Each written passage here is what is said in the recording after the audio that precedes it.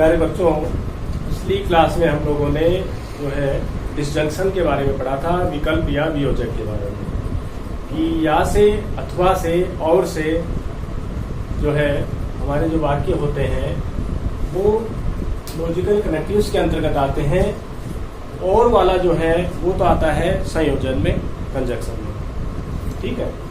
और या अथवा से शुरू होने वाले जो वाक्य हैं वो आते हैं डिसजंक्शन में या विकल्प वियोजक में। तीसरा हमारा जो कनेक्टिव है आज का, जिसको हम करेंगे, वो है हमारा इम्प्लीकेशन, है ना। इम्प्लीकेशन को कहते हैं हेतु हेतुमत। इसमें क्या है, इस इम्प्लीकेशन जो हमारा कनेक्टिव है ये प्रारंभ होता है यदि और तो से। इसका जो उदाहरण होगा वो होगा यदि वर्षा अच्छी हुई तो। शर्त होती है इसमें, क्या शर्त है? यदि वर्षा अच्छी हुई तो ही फसल अच्छी होगी। इसी प्रकार से जैसे हम दूसरा उदाहरण लें, यदि आप अच्छी मेहनत करोगे तो अच्छे नंबर से पास होंगे, है ना। यहाँ पर भी मेहनत करने की शर्त जुड़ी हुई। इसी प्रकार ये जो हमारा इम्प्लीकेशन है, यदि और तो से ये जो वाक्य शुरू होते हैं, यदि वर्षा अच्छी हुई, इस तो से पहले वाले को हम भी मानते हैं, तो के यहाँ पर हम इम्प्लीकेशन, जो कि इस इम्प्लीकेशन का प्रतीक सिंबल है, उसको यूज करते हैं। और अगला जो वाक्य है फसल अच्छी होगी, इसको हम नाम दे देते हैं क्यू पद का। ये हो जाता है हमारा ई इम्प्लाइज क्यू, ठीक है। और इसका जो प्रतीक है वो ये है, इसको हम कहते हैं हॉर्सशू। हॉर्सशू क्यों कहते हैं? कि क्योंकि इसका सिंबल जो है वो घोड़े के शू, घोड़े के नाग के आकार का होने के कारण इसको हम हॉर्सशू कहते हैं। और इंग्लिश में हम इसको कहते हैं इम्प्लीकेशन, ठीक है।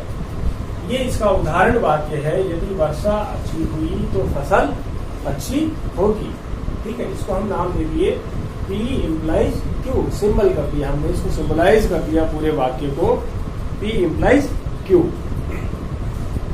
अब इसकी जो इम्प्लीकेशन की, यदि हम सत्यता सारणी को देखें तो सत्यता सारणी का सीधा सा नियम है कि यदि दो पद हो, एक पी है और एक क्यू, दो पद, सीधा सा फार्मूला है कि 2 गुणा 2 बराबर 4। अर्थात जब दो पदों की हम बात करेंगे सत्यता सारणी में तो इसकी 4 पद बनेंगे, ठीक है। और इसकी जो सत्यता मूल्य है इसी इम्प्लीकेशन का, वो क्या कहता है कि पूर्ववर्ती के सत्य होने पर तथा बाद वाले के असत्य होने पर ही पूर्ववर्ती, ये पहले वाला, और बाद वाला क्यों, पूर्ववर्ती के सत्य होने पर तथा बाद वाले के असत्य होने पर ही सत्यता मूल्य f आएगा। अन्य सभी स्थितियों में सत्यता मूल्य सत्य आता है। तो यहाँ पर आपको सीधा सा है TF बराबर F, ये याद रखना। जहाँ कहीं भी T और F आता है वहां पर हमारा सत्यता मूल्य F आएगा, बाकी स्थितियों में सत्य आएगा। तो इसकी सत्यता सारणी हम बनाएं, पहले हम लिख देंगे P, फिर Q, और फिर ये P इम्प्लाइज Q।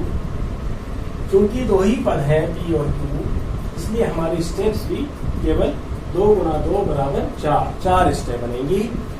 पहले वाले P में 2 सत्य की बनती है और 2 असत्य बनती है, दूसरे में एक सत्य बनेगी और एक असत्य, एक सत्य और एक असत्य, ये फिक्स है। ये पूर्व की जो दोनों हैं पद P और Q, इनकी जो स्थितियां हैं, जो 4 स्टेप्स हैं, ये हमेशा निश्चित रहती हैं। पहले में 2 सत्य बनती है और 2 असत्य बनती है, दूसरे में एक सत्य और एक असत्य बनती है, एक सत्य और एक असत्य बनती है। अब हम इम्प्लीकेशन निकालेंगे। इम्प्लीकेशन की हमने सत्यता सारणी के बारे में पढ़ा कि पहले वाले के सत्य होने पर दूसरे के असत्य होने पर ही ये सत्यता मूल्य P इम्प्लाइज Q F आएगा, अन्य स्थितियों में सत्य आएगा। तो हमें TF देखना है, ये T रहा और ये F रहा, तो ये सत्यता मूल्य F आ गया। बाकी सारी स्थितियों में ये इम्प्लाइज टू सत्य आएगा। ठीक है ना। इसकी आपको परिभाषा इसके दिमाग में रखनी है कि P इम्प्लाइज Q क्या होता है, उस इम्प्लीकेशन को हम कैसे निकालते हैं, किस प्रकार के वाक्यों में ये इम्प्लीकेशन पहचाना जाता है। यदि और तो से प्रारंभ होने वाले वाक्यों को भी हम इम्प्लीकेशन कहते हैं। फिर उसके लिए हम ये होर्शू का इसका सिंबल प्रतीक इसके लिए प्रयोग करते हैं। फिर इसकी सत्यता सारणी बनाते हैं। सत्यता सारणी में इसका सत्यता मूल्य निकालते हुए हमें टी और एफ को ध्यान में रखना है। केवल इसको एफ करना है, बाकी को सत्य करना है। ठीक है ना। तो आप लोग बिल्कुल इसको अपने दिमाग में बैठा लीजिए। ये हमारा तीसरा जो है कनेक्टिव है। पहला हमारा संयोजक था, दूसरा वियोजक या विकल्प, और तीसरा इम्प्लीकेशन या हेतु हेतुमत न्याय। ठीक है।